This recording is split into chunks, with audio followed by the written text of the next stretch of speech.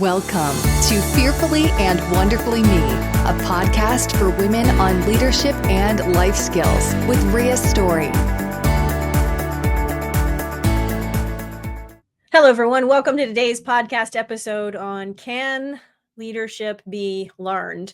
This topic is interesting because it's one of the more frequently asked questions that I get when I talk to people about what it is that I do, that Mac and I do together. I often say that we have his, mine, and ours in terms of we both teach leadership and personal growth, but we teach that in his lane of blue collar leadership and my lane focusing more on leadership of self, leadership for women, helping leaders lead themselves better.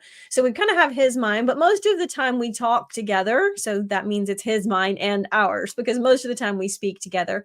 The principles are the same, but the stories that we share obviously will change depending on the environment or the audience or things like that. So anyway, but when I share with someone what it is that I do, a lot of times one of the questions that someone asks is, can leadership actually be learned? Can leadership be taught to someone?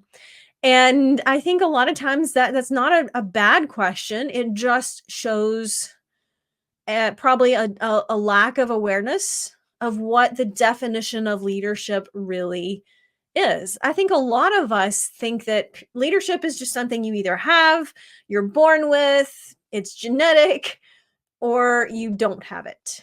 And a lot of times I was one of those people. I thought leadership is for the boss or the manager of a company or the CEO, but leadership wasn't for me, right? I didn't think of the definition of leadership. And so I didn't realize that leadership absolutely could apply to me.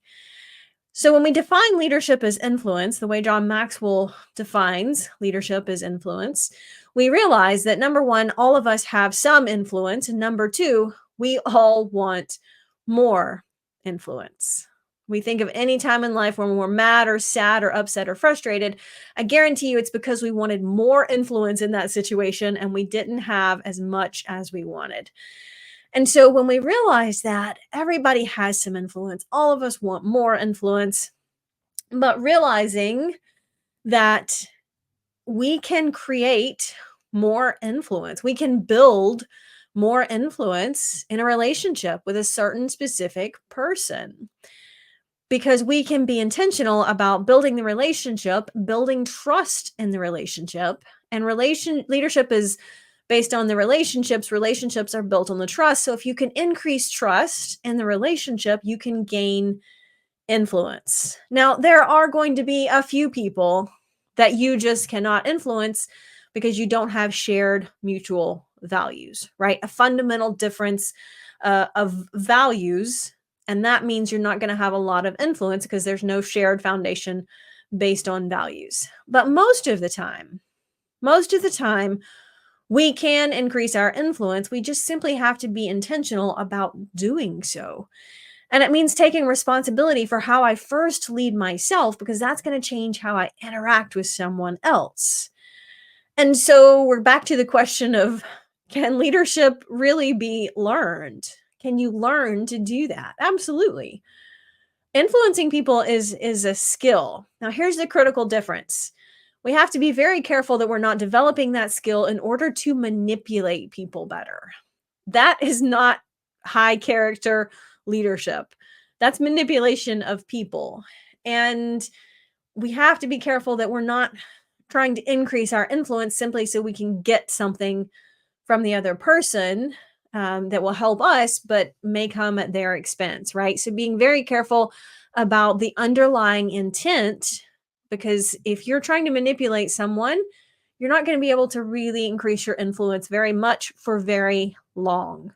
You might could fool them for a little while, but sooner or later, people will feel that. So absolutely, leadership is something that can be learned. And the thing about it, though, is Mac and I can talk leadership principles all day long and teach them in a training session or speak about them or read about or write about them in a book. You can learn about leadership and increasing your influence in a session, reading a book, listening to a conference speaker. You can learn about leadership, but you cannot learn it until you actually go apply it, until you go practice it, until you go, like any skill, right? So absolutely, just like any other skill, we can learn to do it and we can learn to do it better, but we can't learn to do it better until we actually do it. It would be like if I gave you a book about tennis and you read that whole book about tennis and then you went and watched some videos on how to play tennis and you learned some of the rules about tennis. At some point, if you want to be a tennis player, you're going to have to get out and actually go pick up a racket and play tennis, right? You can learn about something, but you cannot learn it until you do it, until you make the effort. You didn't learn to walk until you started trying to walk. So, absolutely, leadership can be taught, it can be learned. Every single one of us have the potential to do the things and make the choices that will help us increase our leadership. I think it does. I think some of the qualities that help us give us sort of a head start in leadership come a little more intuitively to some people than others. And perhaps that's what people mean. A lot of times when they ask that question, maybe they mean that, uh, noticing that some inherent qualities or character traits will help you in influence and leadership. And some of us have those to a greater degree or lesser degree naturally. There's nothing wrong with that, right? None of us were fundamentally flawed because we have some of the characteristics of leadership differently than someone else. Because I think all of us have that potential to increase those abilities. And what could be a great leadership quality in someone might be not as strong of a quality in someone else's character, but they have some other quality that helps them with leadership and influence. So, for example, I tend to be a little more of a listener. Just naturally, I tend to be more of a listener than a talker.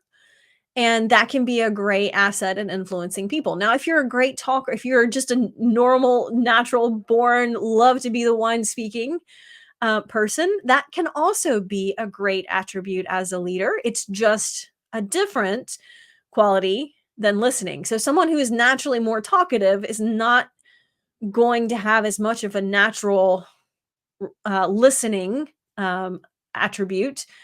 And so they have to be careful to develop those skills where they're not strong. So all of us have some areas we're naturally more gifted and some that we're not as strong in. So it's recognizing where our strength areas are and recognizing when it comes to leadership and influence, we have to be intentional about developing the character flaws or the character areas that we are holding us back. So for example, fairly early on, I knew that I wasn't like the natural talker, for example, that Mac is. Nothing wrong with that. It just I tend to be a little more reflective and a little more of a listener and a little less of a just a talker, just an outgoing speaker. And so recognizing that, I had to be intentional about being aware of that. Nothing wrong with listening to people, and in times that can be a great way to increase influence. But I have to be intentional about developing that skill at connecting with others by using my words, right? And I have been. So my point here is that yes, while leadership can be learned, we do have to be intentional about learning and developing the qualities and the characteristics that will help us increase our influence. And once we start to become a little more aware, right, raising that level of awareness of those areas that hold us back, then we can just be conscious of working in those. And I've touched on this before, but being very intentional that in our competencies, we want to work on our strengths. Competencies are the skills, knowledge, talents, abilities that we do. Character is the how we do what we do, the who we are as a person, right? So I want to be very intentional about working on my strengths of competency, where I'm gifted at in terms of abilities competencies, knowledge, and skills. Work from your strengths there because you can shine like a star there. But make sure you're addressing areas of weakness in terms of character. And I don't mean that weak in terms of is a bad thing necessarily, but again, recognizing the character traits that you have that are limiting you and your leadership ability, your ability to connect with people, to build influence with other people, right? Recognizing that their weaknesses of character are what's holding us back. So making sure that we work on weaknesses of character, but work from strengths of our competencies. And a lot of times we don't talk about that. Even in our kind of just our society, we say, well, oh gosh, if you're not great in math, then you should study math harder and work more on math, and you can bring that C to a B. But the truth of it is, if you're just not naturally gifted in math, and I'm not, math is just not my favorite thing. It's just not my jam. It doesn't matter if I studied from now for the next 10 years. I'm never going to be super excited and passionate about doing math. I'm not gifted at it. I can do it. I just don't like to. I don't want to. So that's a competency, right? I don't need to spend time trying to improve my math skills because I'm never going to be anything more than mediocre when it comes to math. I need to make sure that in terms of competency, I focus on the things that do help me excel, help me shine, help me be exceptional, right? Nobody gets excited about average. So particularly important when we think about, can leadership be learned? Absolutely.